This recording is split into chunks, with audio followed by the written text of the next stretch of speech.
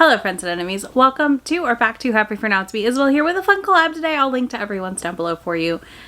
I'm not sure how many of us are actually posting videos today, which is why I said I'll link. But we did a vlog last Stuff Your Kindle Day where a couple of us read books from Stuff Your Kindle Day to see what we thought of them and had a good time.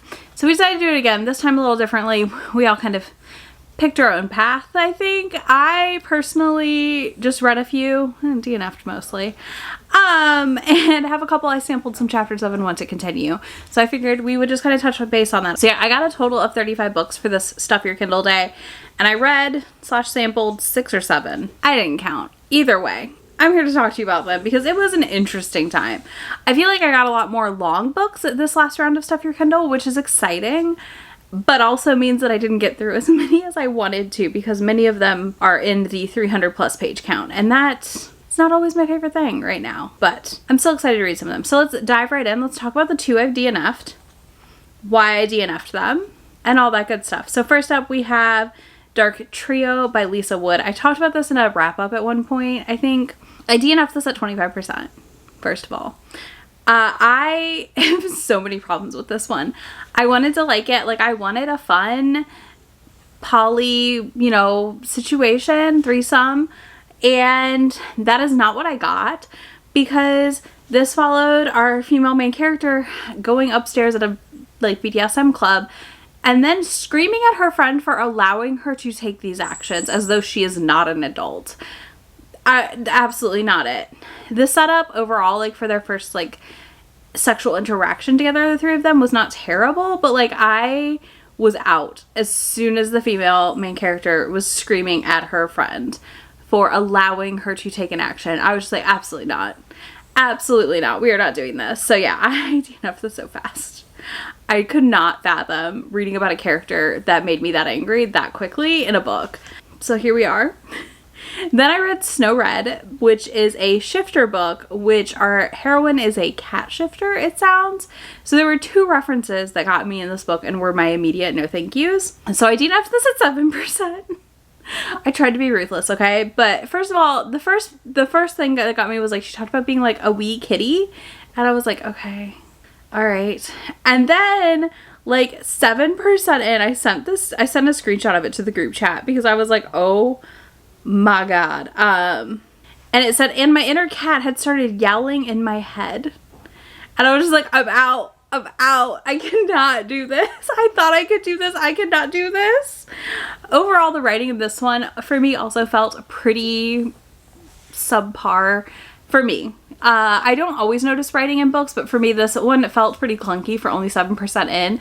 It felt a little disjointed, and I felt like we weren't getting info dumped on, which is nice, but I also felt like we were getting too many here's a little hint of what's to come, and I was just kind of I'm really not that interested. She dresses up as princesses for fairy tale story time, and children tell her she looks like Snow White, so that's half of the intro of the book, and she's at a farmer's market inviting kids to story time, and I was just like, okay. Again, the cat references were too much for me. I pieced out after that 7% mark when she was yowling. I was like, I can't do this. So that's where we're at there. Then I read Heart of Steel and Chaos. This is a super short novella that is a Rapunzel inspired. It is a prequel novella. We learn about why this hero is a bad guy. This one I'm kind of curious about. It's a mafia series that is all it's fairy tale inspired. Has the potential to be really, really interesting, but also really bad. The writing here wasn't terrible. I gave this 3 stars because, again, writing, not terrible. But I was, confused as to why this was the prequel to some extent. So that didn't help it any. But I also am still, kind of curious as to how the regular book will play out. But yeah, he really has some troubles about a woman he kind of abandoned during a mission and where she is now and, is she okay? Again, interesting concept, interesting setup. I'm just not sure what that is in the full-length book. Like I said, it was a semi-engaging prequel novella, but again, did it need to be a prequel novella? I don't know.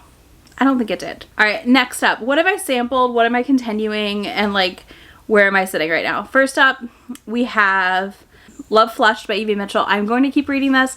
I want to go back and read the first books, Not My Type. I think, in this series. I think I've got the order right. So I'd like to read that, and then I will read Love Flesh. So I am going to read that.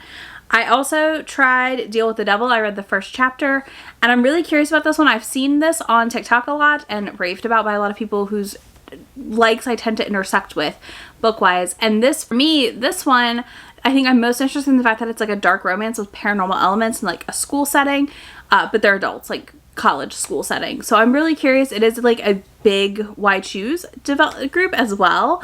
And you know I love a Why Choose. From that first chapter though, I'm really intrigued. The family is like a crime family, and there's somebody that's come back to town that is bad news, and our heroine is kind of trying to avoid him. And I'm very just curious to see where this goes.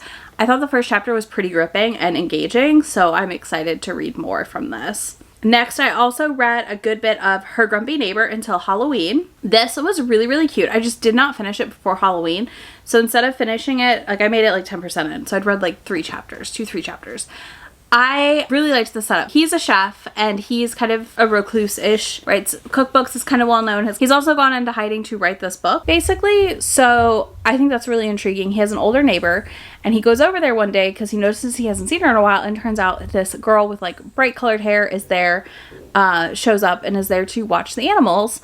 And he like does not like her. She does not know who he is, and like he cannot believe that she does not recognize him, which is really funny to me, because you're a famous chef, like come on. So it's like Gordon Ramsay-esque is what it's been pitched as. But yeah, like Gordon Ramsay, if that makes sense.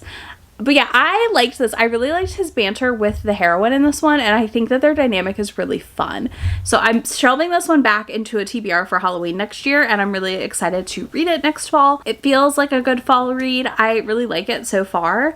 And he's also stumped on his cookbook, which I think is a really fun premise setup as well. Next, I tried Kisses from Cupid by Kenna Bell Ray. This wasn't officially on the Stuff Your Kindle page, but she also had her books, like all of her books, for free.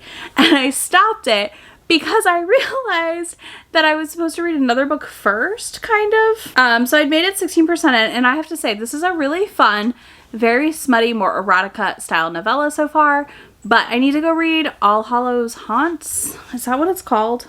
First, because I think that's the setup for this couple, if I recall correctly. So I am going to go read that first, and then I'm going to go back to Kisses from Cupid. But I did really like this writing. It's this very much, listen, you go into this book and it is sex, like immediately. So like, again, this is very much like your erotica, smutty novella situation. So if you're looking for that, this could be a good series for that, I think. I don't know if book 1 dives in the same way, but I am going to pick up book 1 to read sooner than later, because I'm intrigued at this point. But yeah, that is everything I've read from Stuff Your Kindle Day so far. I've still got 29-ish books to read.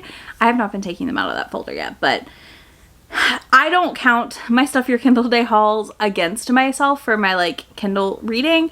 I tend to subtract those out of the books I have as unread on my Kindle, because I very much aggressively DNF them and or will just remove them off my device at some point if I decide I'm never going to read them, which is okay, like that's allowed, you know? So yeah, that's everything for Stuff Your Kindle Day this round that I've read so far. I'll continue to read some of these throughout the year and see what I think. I don't know if I'll be shopping the next Stuff Your Kindle sale or not. I feel like I have a lot right now to get through from the previous ones, because each time I get about 30 some books. So yeah, I'm not sure where I'm leaning, but let me know if you've read anything that you absolutely loved from the last Stuff Your Kindle Day sales / e-reader sales. Because I would love to know. Like, I'm always curious about that. And if you don't want to do that, leave me a book stack emoji, because obviously the big stack of books. And then, yeah, I'll have links to everyone else in the collab down below for you, because like I said, I know 3 of us for sure that are uploading. So yeah, I'll have links to that for you down below, as well as links to be my friend anywhere on the internet, and I will talk to y'all in just a few days. Bye! Already packing, come with me. I'm not really asking. We'll get away to a place where we don't know. About to see the world in action, what we can be. Life with no distractions. We'll get away.